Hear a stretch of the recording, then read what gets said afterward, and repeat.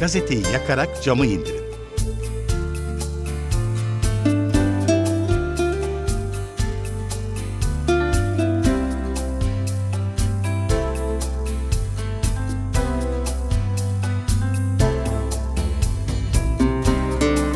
Küllük çekmecesini 5 santim kadar çekin. 10-15 dakika bekleyin.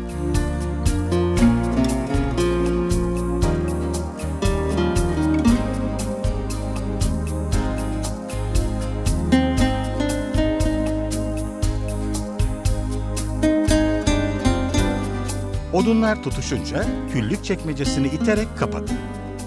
Yakması bu kadar kolay.